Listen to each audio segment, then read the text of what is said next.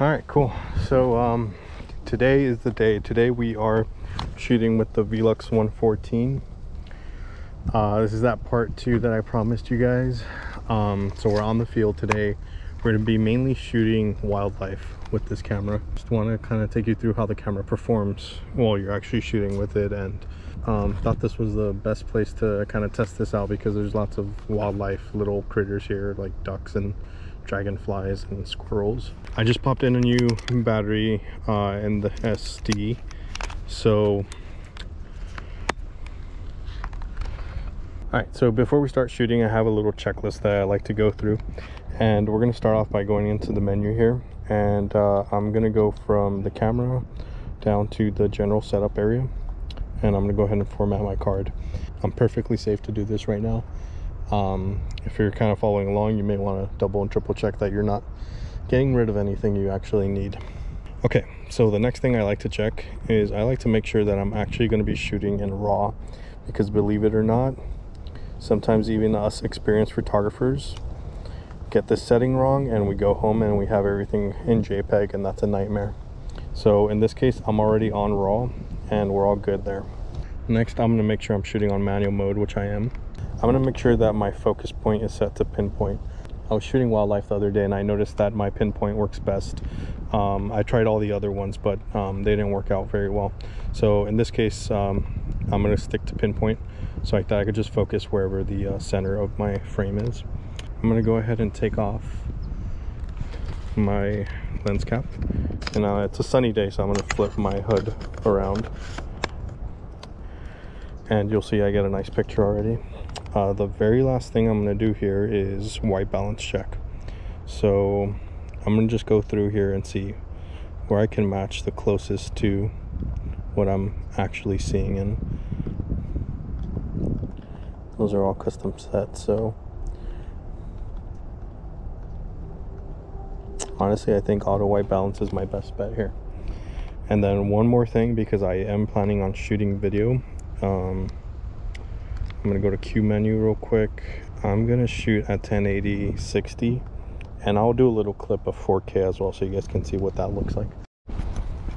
One last thing I actually forgot to mention is because I'm shooting wildlife, I actually want to make sure that I am shooting in silent mode. So I believe this is in our standard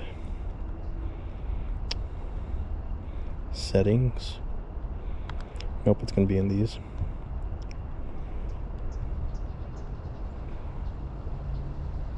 Here it is. So it's silent mode. I already have it set to on. So all that does is, I'll show you. You heard that noise. Now you don't. Okay. And that'll help us not scare away any of the wildlife that we do get in frame. All right.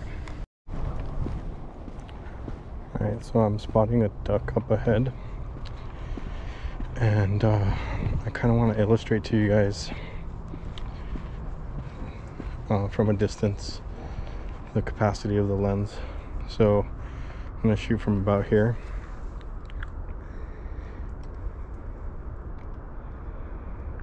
And this first shot is at 25.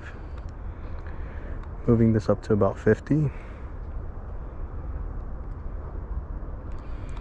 Then I'm going to go ahead and move up to 100.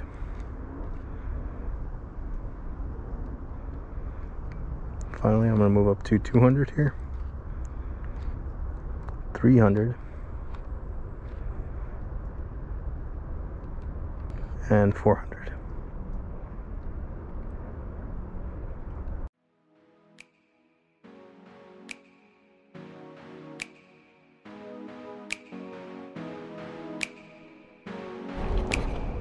Over here, let's do a nice landscape shot of that bridge.